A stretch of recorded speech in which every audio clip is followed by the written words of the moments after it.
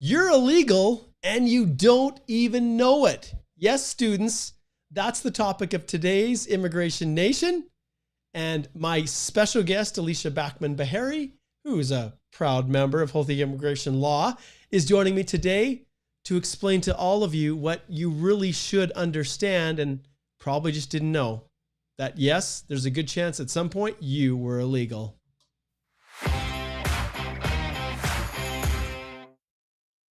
Okay, why do more people not know about this? Well, to a large extent, they don't know because no one tells them.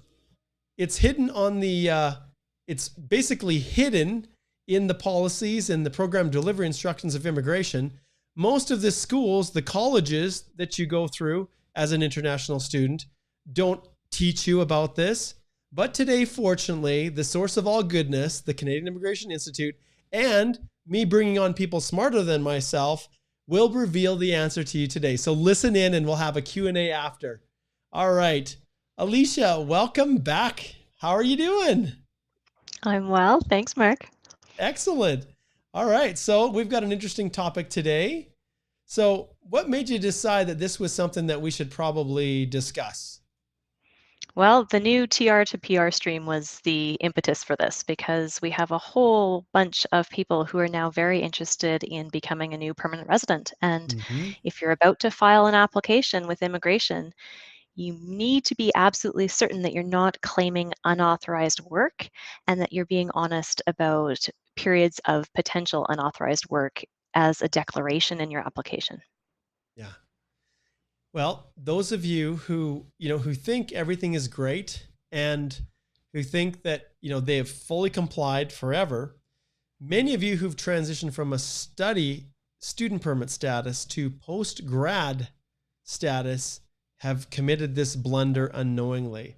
So, Alicia, can you talk just a little bit about what this is all about, how someone could be illegal and not even know it? For sure.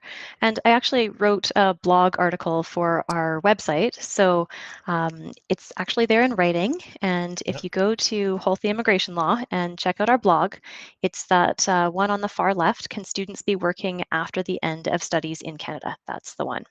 Right here. So if you want to, yeah, if you want to follow along and get this in terms of a blog article in writing, I've laid it out here. And basically, the simplified version is if you're able to scroll down a little bit there, Mark, You bet.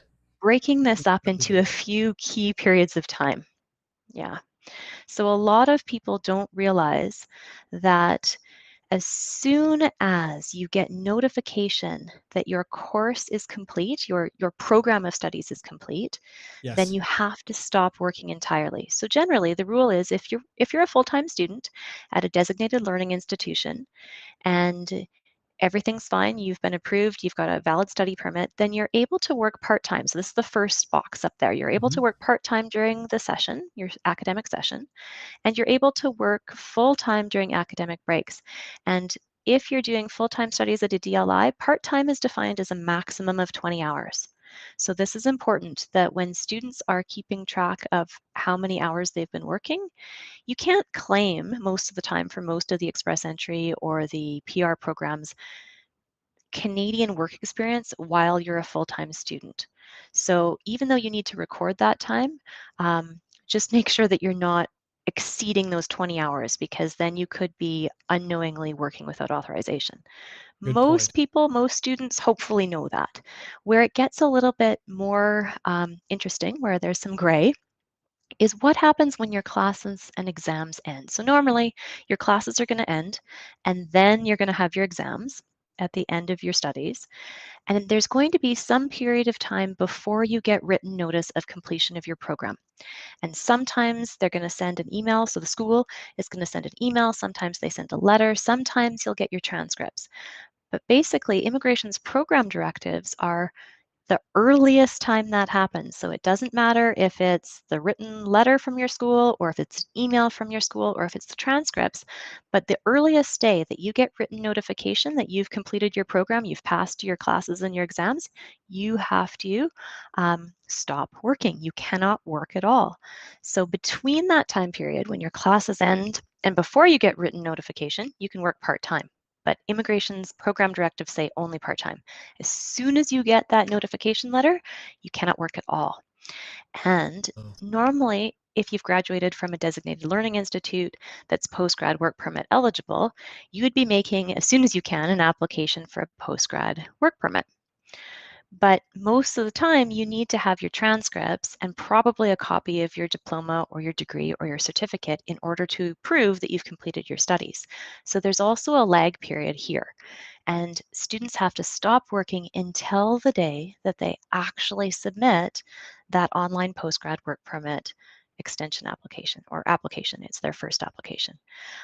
Occasionally, what happens is students will try to get this postgrad work permit application by going to the border, or they used to do that pre-COVID. Um, and this is sometimes where the problems will arise because an officer will say, when was the last day of your classes? When was the yep. last day of your exams? And have you worked at all since then? And people get really confused because sometimes they think that they're able to work as long as their study permit was valid. Normally, your study permit is valid for about 3 months past the end of your studies, but you're not able to work on that study permit at all once you've received notification that your studies are complete. If you do submit that postgrad work permit, then, as long as your study permit was still valid on the day that you submitted that postgrad work permit, now you can start working and you can start working full time until you get a decision back from IRCC. Again, some people did a border run. They went down to the port of entry and they actually tried to get that postgrad work permit issued to them physically. Some people had a run-in with a border officer who might have been worried that they were working without authorization. Yeah, this one right Sometimes here. they would have, yeah, sometimes they would have received that postgrad work permit at the border. It's absolutely not advisable to go down to the border right now because of COVID and the travel restrictions. So right now, people would be putting an online application for that postgrad work permit. Yes. So Alicia, I'm just going to jump back here. So can you enlighten people? Some people, their study permits actually expire early. So in other words, they expire before they get a chance to submit their postgrad work permit. So how does that impact on someone's ability to work? So same thing, if your study permit has expired, you're not able to work either, right? If your studies permit has expired and you haven't submitted a postgrad work permit or you're not eligible to do so, then you can't work. There are provisions if you're taking another period of studies. So if you've applied for another program and you're entering into that second program of studies, then you may be eligible to work, but only under the same work off campus rules. Gotcha. I'm going to pull in just a couple questions here. So Himshik says, if is a student still okay, if the student is still has the study permit and is waiting for the transcripts, can they work? And so, well, hopefully, but if you've received written notification by an email or a letter, then no, you can't. So sometimes the school will send you the letter or the email before you get the transcripts. If you've received the letter or the email, immigration says that's written notification and you can't work. If you haven't received anything and you're still waiting for some sort of confirmation that you actually completed that program, then you could work until you get that notification. So basically what you're saying is that people should take their handheld devices, like take their phones and everything and their computers. And once they finish their classes, then do not open it up. Don't wait to see if you get anything and just ignore all of that, right? So that you don't receive notification by email. Well, it's interesting because it doesn't say whether it's when the school sent it or when the person received it. Mm-hmm. It doesn't specify, but this is just a program policy interpretation. It's Yeah. not explicitly stated in the regulations.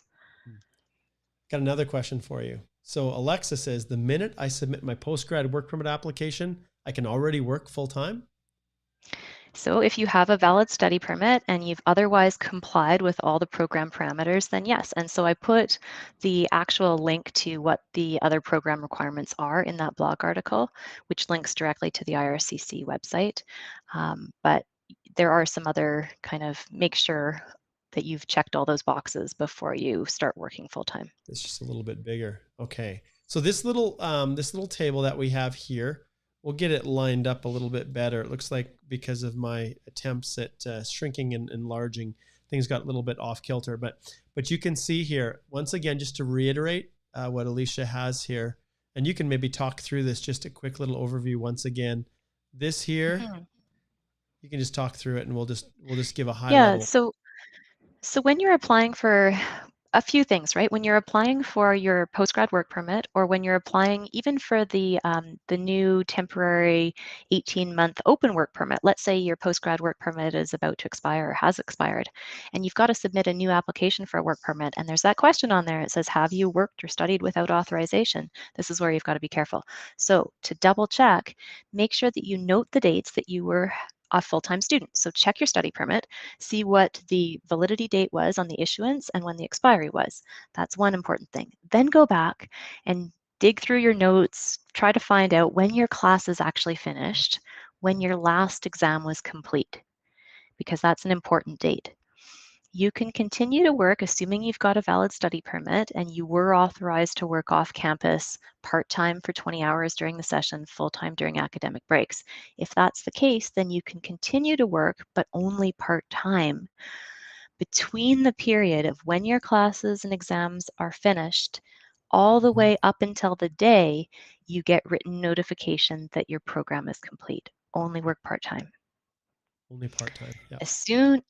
As soon as that email or letter or the transcripts, whichever one comes first, as soon as that comes in from your school, that's when you've got to put on the brakes and stop all work completely.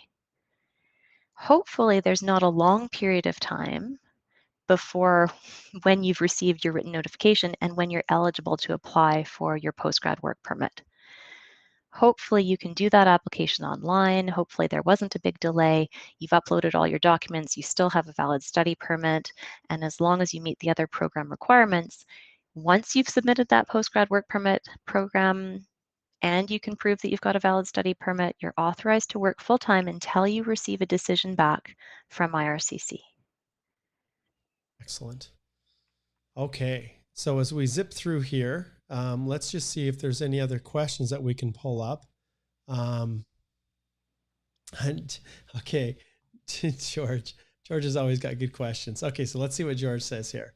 It's a little bit large, but everybody can see, and that's fine. So George says, just one thing though, IRCC cannot determine when the student actually received a notification saying they completed their program. In my case, I applied for postgrad work permit before my actual degree. I'm not sure if before you received it, George, you know. So maybe he applied with his transcripts. Yeah. And so this is, it comes down to honesty, right? You have to be able to say on that declaration, the question is, have you worked or studied without authorization? It's one of your statutory declaration questions. And if the answer is no, if you think that you've worked without authorization because you didn't realize these rules, then it's really important to come clean right away, say, there was 2 weeks or there was 2 days or there was a period, because usually for your immigration applications, they want to see all your pay stubs and they want a letter from your employer. And I also have written this in the blog article too, but there are serious consequences for a Canadian employer who's employing somebody who doesn't have authorization to work. Okay. So, did you want to yeah, so walk if you through keep a little bit more on this on sure. your blog post as well? So Yeah, so the general rule is that first paragraph up there. That's the general rule for who can work off campus. And so we're talking about jobs that are not on the school campus itself. The main rule is up to 20 hours a week during the regular academic session and full-time during regularly scheduled breaks. It's different though, right? As soon as you're finished studies. So once your studies have ended, once your classes end, and before your marks are received, well, you can only work part-time. Yep. So that's immigration's interpretation. And then the earliest, so whatever happens first, you get the transcripts or you get an official letter or you get an email from your school, as soon as that happens, then you've got to stop working. Yep. Yeah. So got to cease working as soon as you get those transcripts or as soon as the school sends an official letter or email.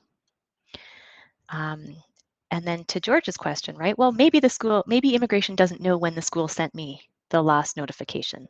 The problem is you have an obligation to be truthful, you have an obligation not to misrepresent, and so you've got to answer that question. Illegal work and the consequences for students and employers are very serious. And so working without authorization can make you inadmissible. And it's also an offense under IRPA, under Section 124(1)(c), for a Canadian employer to employ a foreign national who's not authorized to be employed. And the tricky thing is that the regulations actually deem the employer to know that unauthorized work is unauthorized. So employers can't generally use the defense of, I didn't know. They can, if they've made best efforts to actually do their due diligence to try to investigate to see whether that employee is authorized to work, that might be a little bit of an argument for them, but they're deemed to know better. So it's also a problem for your employers. And it's important that when you're asking for these letters of employment, that you're getting an honest answer back from your employer. And the risk and the violation in terms of breaching this section of the law is that there's actual jail and significant fines for employers who are employing somebody without authorization in Canada. And then did you guys that hear was fun. that? Look at this one. This is people have no clue, Alicia. They have no clue. So Yeah.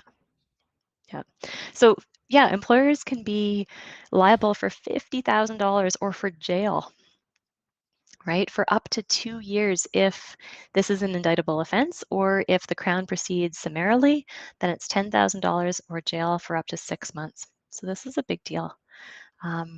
It's also important to note that if you've worked without authorization, that can jeopardize your ability to get a work permit, because officers should not issue another work permit until 6 months have elapsed since the last day that you worked without authorization. And there's and a hyperlink obviously, down there. yeah, and obviously there's a ton, and all the links you guys are in the blog post. So one of the things you'll notice with Alicia is that in her blog post, she always refers back to the source, and it's the law, and it's not fear mongering. It's not just trying to scare people, but this is literally the law. And if you can be blind to it, you can ignore it. You can say, well, no one ever gets in trouble for that. That's fine. But all it takes is one officer to be having a bad day, and they don't like the way you've put your permanent resident application together. And then they start to go back and take a look at your history. It's very clear and very easy to see the date that you filed your postgrad work permit and whether or not you were working in between. And your transcripts and everything are required when you submit it, especially within the TR to PR Pathways program. So this is a reality. And like Alicia said, if you are found to have worked without authorization, an officer right here is not allowed to issue a permit until 6 months after the day you work without authorization. And so for most of you, you're working all the way through. So if an officer makes a decision, it's going to be 6 months from when they notify you, because you won't even know. And what are the impacts, Alicia, on permanent residents? Well, the impact on permanent residents, I guess there's a few of them. So if you've worked without authorization, they could say that you're inadmissible. And if you're inadmissible, then you're not going to be found to be a permanent resident. You can't be inadmissible for criminality or for a breach of the act or for misrepresentation. So it's going to jeopardize that permanent residence application. The other thing to keep in mind is the misrepresentation aspect. And so you have an obligation to answer truthfully in your application. And officers have been cracking down on misrepresentation. Yeah. And it is serious. There's a 5-year bar from applying for another permanent residence application if you're found to be inadmissible specifically for misrepresentation. Yeah. Often we've referred, Alicia, to this as squashing a mosquito with a sledgehammer. And, the offense here is very innocent. It is not a malicious thing. And even in the the grand context of everything, what's the evil that's being created here, where you're working part-time for a company, you're waiting to start full-time. And just because of this technicality, which really it is, you fall out of status if you keep working right through. You know, and many people, like we said, you know, maybe this video is actually, people are going to wish they didn't see it. You know, they just hope, you know, I'll just be willfully blind, right? But it's not true, Mark, right? So the way to deal with this is to deal with it head on. And so if in fact you've watched this video and you realize, oh my goodness, I have been working without authorization and I didn't know it, then the way to deal with it is to come clean right away, because immigration will be much more lenient if they know that you are being honest and that you are fixing this error the instant that you've realized that you made this mistake. You're being completely forthright with them and saying, wait a minute, I just realized I worked for 2 weeks or 2 months without authorization. Here are the dates that I worked without authorization. Importantly, you can't claim Canadian work experience for any period of unauthorized work, but you do need to disclose it.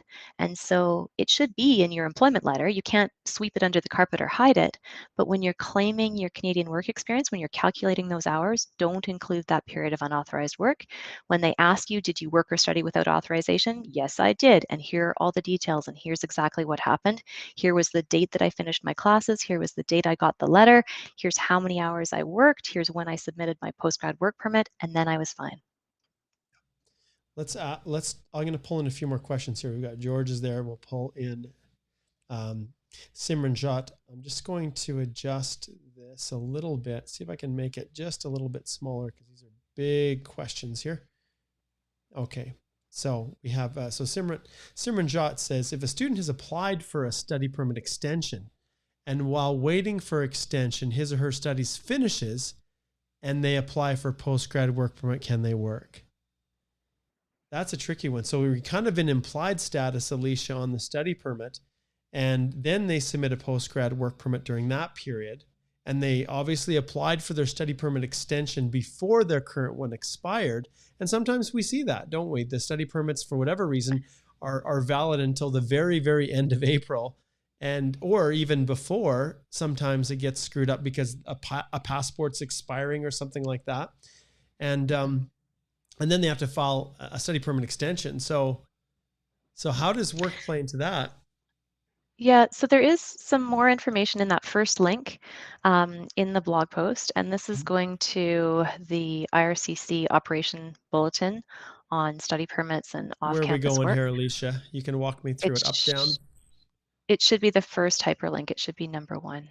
Okay, let's see what we can find right here. Okay, so look at that. Just hot off the press, you guys. Like, this was just 3 days ago, Alicia did this. So Sorry, here's, number 1 is me just saying this is just basic guidance, but the first gotcha. hyperlink. Okay, so first hyperlink right there from their school gives Yeah, written confirmation of the program. Okay, so we'll click on that one. We'll open this up in a new link and we'll see where it takes us. Cross our fingers. Oh, it looks like it's going. Oh, maybe it doesn't want to go there. I guess we'll have to check that. Might just be me too. Looks like there's a broken link. That's okay. Whatever. We'll figure it okay. out. So it is in the program manuals, and it's talking about off-campus work and completion of program of studies. And then it talks about people who've applied for subsequent study or work permit or a program of study. I think I And found it. so, okay, yes, that's exactly it. So students may work off-campus part-time basis only if you continue to meet the eligibility criteria for working off-campus. You've completed your final academic requirements. You've not yet received written confirmation of completion of your studies. So either they've not applied for a work permit or for a study permit extension, and then they can continue to work until the first day they receive it. But if you scroll down longer, so this is in the case that you didn't apply for a subsequent program of studies, underneath that is students who've completed a program of study and will be, so in the bold text down there, the next subheading, yeah, this one. So it says students who have completed a program of studies and will be starting a new program of study within 150 days of receiving written confirmation of their program. So if you have received, or if you have 150 days between one period of studies and the next period of studies, then you can continue to work off campus on a full-time basis.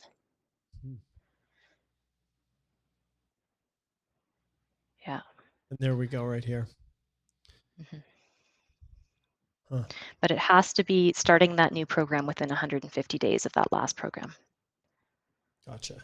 Okay. As you guys can see, like so often what we deal with is the fact that this stuff is legal. Like there is complexity to this. And I'm sure many of your eyes are like glossing over as you're reading what, the information that Alicia had provided here. And I think people underestimate the fact that immigration law is exactly law. And when you're trying to navigate your way through this, there are so many pitfalls and so many areas that you just don't appreciate.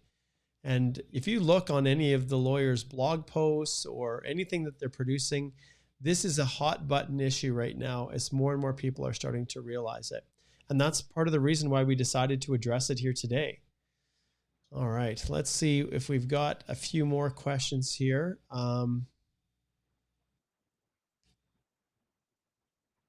Okay, here's a good question. It doesn't sit exactly with this, Alicia, but it's a little bit of a different topic, but it's one that's a good question. So I've extended my work permit. I got the approval.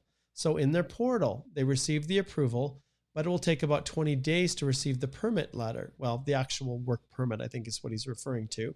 So does the email of approval from immigration work? What do you think? Well, and this is largely going to depend on if you're working for the same employer and if it was just an extension and it's the same conditions, the same job title, the same employment conditions. Right. If that's the case, then you're fine. As soon as you get that approval letter, everything continues on as the same. The issue and the trick becomes, what if you're changing jobs or you're changing employers or you're moving provinces or you're taking a different job title? And that's where it becomes trickier, because the rule is that you can't start a new job unless you have a new work permit. Yeah. All right, here's a good one. I love this one. So Mariana says, hello, Mark and Alicia. If I apply for my postgrad work permit the same day, I think is what she's saying, I get my letter of graduation, being the last thing I need to apply, would this mean I can keep working as there wouldn't be any gap? Theoretically, as long as you've got that valid study permit and it's a complete application that you've submitted, then theoretically that's the rules say that that's okay. Okay. I'm going to pull this one up. I'm not quite sure, Aaron, if I understand your question exactly. But he says, can I come back with a student visa, which is valid? Now, I'm assuming he means the one imprinted in his passport, from abroad after my studies, given that I have received my work permit. So I think he's talking about receiving his post-grad work permit. So he's out of the country. He has a visa that was issued pursuant to his valid study permit, and he's abroad after completing his studies. And then he gets his post-grad work permit. Now, I don't know if you received that before you left or if you had gone home and then it was sent to you, or if you just had the approval. What are your thoughts on that? Like traveling on a visa that's coded for something else? Sometimes we don't, and I want to qualify here. I don't want to put Alicia on the spot, because sometimes, what we think, there isn't a clear guideline on it. Now, generally speaking, there's our thoughts and our feelings based on experience and based on what the law says, but sometimes it's not clear. And I know from my perspective, I won't completely put you on the spot here, Alicia, but in many things that I've heard, that entry visa is an entry visa that allows you to travel. It doesn't maybe give you anything else, but it does allow you to board. Yeah, so I'll leave it at that. But what are your thoughts on that, Alicia? Yeah, I mean, it would be safer if you have another valid temporary visa, right? You've got an entry visa of some sort if you're from a visa required country.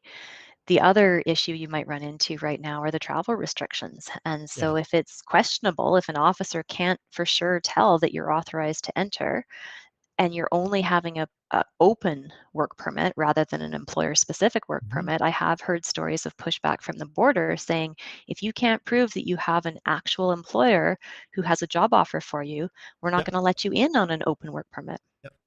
Yeah, and that's one tip that I would give people. If, let's say you have any kind of a work permit or a study permit that's been issued and your spouse is accompanying you, and your spouse has been issued an open work permit approval letter, and you're traveling to get that work permit at the port of entry, we have seen the CVSA officers make that same determination. If you don't have a job, this is a discretionary kind of entry. It's not, it's optional, I guess, if you want to use the opposite there, and refuse to give the work permit at the port of entry.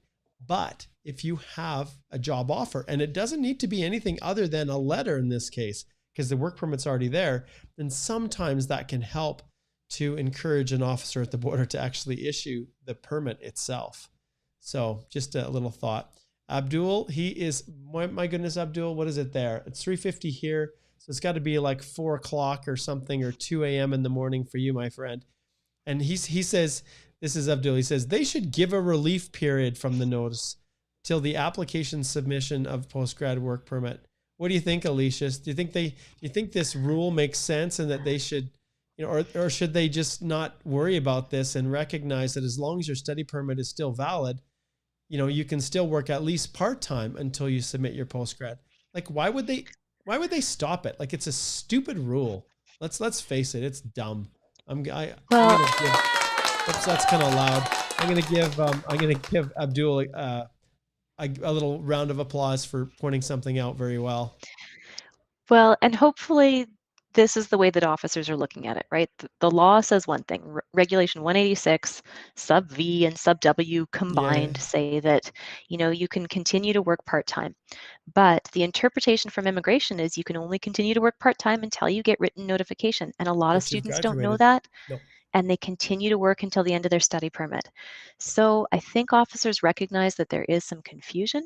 And so if you don't try to brush this under the table, if you say, wait a minute, I realized I did this and I didn't know, I'm coming clean, please let me explain, provide a letter of explanation, you have a better chance than if you try to ignore it. Absolutely. And one thing you guys need to understand too is that these officers are human beings. They're not robots. Although the express entry profile is a robot who's issuing you the ITA, the people that are adjudicating these applications all the way through your EAPR and this TR to PR pathway are real human beings. And if they can see clearly that what you did was completely innocent, you've recognized it, you've alerted them to it, and you've said, I take full responsibility. I should have known and I didn't realize. And by the way, that period of time that I worked, I've excluded it from the calculation and I still meet the requirements. They're going to give you the benefit of the doubt. And I have no problem saying that. They're not in the business of punishing people, the immigration officers, in this type of a circumstance with international students. I'm gonna really narrow it down to that. They're not really in the business of punishing people in these circumstances when this is super complex. But if you do not bring forward, if you do not declare it, and it says, have you been denied a visa? Have you worked without authorization? Like in the temporary applications, when you're filing those, they ask those specific questions. And if you say no, and they can look and see very clearly, especially when you're filing your postgrad work permit, they have every right and every legal, support in the world to throw the full weight of the law against you. So that's part of the reason why we're having this discussion. Now, Mauricio says, I didn't receive any written or email notification from my college. However, I could see on my college platform, I'm assuming the online login, that my program was completed. Is this the same thing, or is it not applicable? And this is where we get into shades of gray, right? So this is where it depends on your risk tolerance, because technically what immigration is saying is when the college or university notifies you. And in this case, they're not actively notifying you, but you know. And so if you know, and you know that you're supposed to stop working, then technically you're supposed to stop working until you file your postgrad work permit application. We have a question here from Shane, but Shane, I'm pointing it out and then I'm going to defer it, my friend, because it's kind of outside of our realm here. He's talking about eligibility for the 18-month public policy open work permit. And I think, Alicia, we should maybe just touch on it briefly before it disappears, because it's quickly disappearing for people. And it was one of those things that I give immigration a big shout out for, because they didn't have to do this, you guys. They did not have to grant this through public policy, once again, an 18-month work permit to help you reclaim all that time that you lost last year when you couldn't work because of the pandemic and the lockdowns. And so, yeah, so maybe Alicia, maybe this one we'll create another little video and we'll talk about just some of the high level points. But one thing I will point out with this, and in terms of whether or not you're eligible, Shane, and every time I just ring this bell right here, and that's really legal advice. And I recommend that you slide over here. I wonder if I can pull this. Well, there I am here now. Hey, look, we got all kinds of options here. I recommend that you head over to our firm. So Alicia's blog is awesome, but go over here and just book a consult. Book a consult with Alicia, and she can help you to understand exactly your eligibility and just, yeah, whether or not you you have a shot at that specific program. Now, if I jump back here, let's just see here. I want to make sure that we covered that off. Okay, yeah. And one thing that I'll tell you guys as well, some people are asking, okay, if I'm filing an express entry application, should I go with extending through the bridging open work permit? That's a part of it. Or should I use the temporary policy, this 18-month policy? And I'm not sure about the advice necessarily, Alicia, that you would give, but for me, every single time I would use the public policy. I'd use that 18-month. And the reason I say that is because if something's wrong with your permanent resident application and they have not yet issued your bridging open work permit, and you're in that period of time where you've filed your bridge and you're in implied status waiting for it to come back, it's possible that your permanent resident application could be refused and your bridging open work permit refused and you're out of status. Whereas if there's something wrong, and of course you guys would have all taken my express entry step-by-step course, so there would have been no problems with your application. But if you didn't and it got returned, if you filed your extension through the 18-month public policy, then that's independent and you're still going to get that work permit back regardless. So just a little tip we'll share. All right. So Endra says something that I know a lot of people probably are already aware, but Endra says, I just want to clarify, do you have to get the physical transcript before applying for the postgrad work permit? And just to rewind one last thing on that open Please. work permit under the public Okay. policy, Yeah. just remember it expires, right? That open Yeah. work permit policy It's is not only forever. valid until July 27th, 2021. So make sure that if you are going to do that application, that you get it in prior to the Get deadline. on. Yeah, right away. So what do you think about Endra here? So this one, and I think another person had commented that they had done their postgrad work permit application without their transcript, and they just Yeah. had their final letter of completion, Yep. and maybe they had their diploma, but not their transcript. So Yeah. go Yep. through the postgrad work permit program directives in terms of what you need to gather to support that application, but it may be possible that you can get alternate evidence to show completion of your program of studies. Yeah. Okay, this is an open-ended one from Sean Song. He says, what are the rules when you begin another study program after completing one? Now this one is so open, Sean. I'm not quite sure exactly what you mean. I'm not sure if you mean in terms of whether you need a new study permit or whether you can keep working, or I think probably it's the work side of thing, Alicia, is that he's getting at. And this gets into the weeds a little bit here. But what are your thoughts on this? Because there's some rules leading up to starting your classes and being enrolled that many people don't realize when they first come to Canada with their approved study permit. And they're like, hey, I got here 2-3 months early. Now we're in a different world now. So those people that are new coming to Canada, you pretty much are coming and you're going straight to school. But there's some no man's land, I guess you could call it here, some uncertain areas. Can you shed a little light on that? Well, and the general rule is you've got to be a full-time student. So if you're not a full-time student, it becomes a problem. And there are those transitional rules that Mark had pulled up in terms of if you're completing one program and then there's a less than 150 days before you begin your next program of studies and you're accepted into that program. But generally, you have to be a full-time student. Otherwise, there's no authorization to work without a work permit. The only thing that gives you exceptional capacity to do that is because of your study permit. And if you don't have valid study permit status, then no, you're offside. Or if for some reason your study permit is canceled, you also can't work. You bet. And this is another one of these ones, Sean. I'll ring the bell because we really need to get more details in terms of you and what your situation is. All right. So let's go to the next question here. And this one here is, This is from Burke, and it's not really a question as much as it's a statement, and it's a good one because last year there was a very short period of time. I'm trying to remember. I think it started. When did it start? Was it May? Maybe. I just went through it with a client, May till about August, I think, through the summer. There was a period where students could work full time while they were going to school if they were in those essential occupations. Services. Yeah. And it wasn't clearly defined. The list was pretty broad and massive, which then leaves a lot of students kind of up in the air because maybe they were working full time during school, but because of that policy directive, they were authorized to do it. So if that's you and you're going through the TR to PR pathway program and you're showing, hey, I actually accumulated those 1 year and I did work in an essential occupation, make sure that you always include that public policy so that the officers themselves are aware, oh, okay, you didn't work without authorization. So thank you, Burke. I appreciate that. I'm going to give you an applause. That's a great point to point out. And hopefully no one's watching this in 2 years thinking that this is the rule. So this is as of 2000, that occurred in 2020, and we're 2021 looking backwards to a policy that doesn't exist anymore. Okay. All right. Okay, let's see what George, he's going to give us his full story here.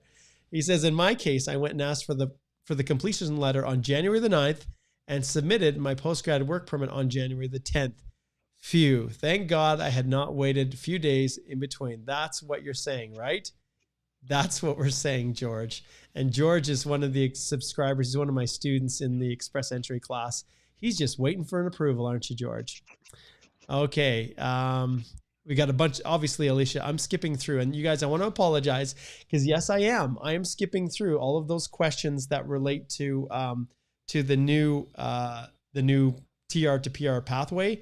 I will maybe jump on live and do it in a little bit, but I think we're starting to close in on this, you guys, and I appreciate everybody watching this one. This was a good one.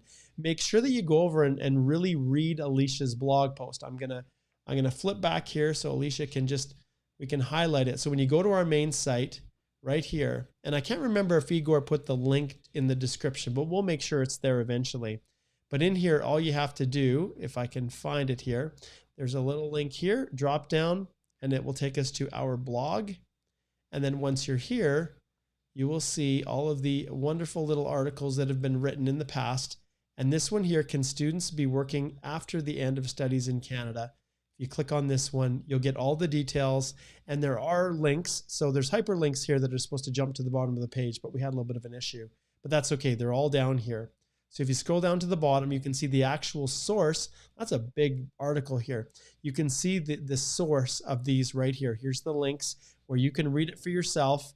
And remember, Alicia has done the heavy lifting for you and created this nice little simplified reference table to kind of help you understand if this is the situation, then this is whether you can work or not work. So it's awesome. So thank you, Alicia, for sharing that. It's a huge oversimplification, but I wanted to give something that you could just look at and then do a little bit more digging to find the details. Awesome. Any last comments or thoughts on this? I guess the only thing is, usually things are manageable if you're honest about it and you disclose it and you make it right. So when you're gathering all your documentation, pay attention to those dates. Those are very important. Pay attention to your letters of employment. Look at your pay stubs, right? Because maybe you don't know that you worked a few minutes or a few hours without authorization. Just explain it, right? If it's 15 minutes, just say, hey, I did not realize till I looked at my pay stubs, I worked 15 minutes without authorization because I was supposed to be working 20 hours and I worked, 20 hours and 15 minutes. Yeah. It happens all the time. And many people are just afraid, Alicia. They feel that if they come forward and say something or point it out, that it's going to be worse off. But the reality is officers really, really like when you actually bring it forward to their attention and you own it. And in a way, you kind of throw yourself at their mercy. So, all right. Well, thank you so much, Alicia. This was great. And we'll definitely have you back again to shed some more light on things, but get over to our page, read the blog, and live it. All right. Take care, everybody. We'll see you later.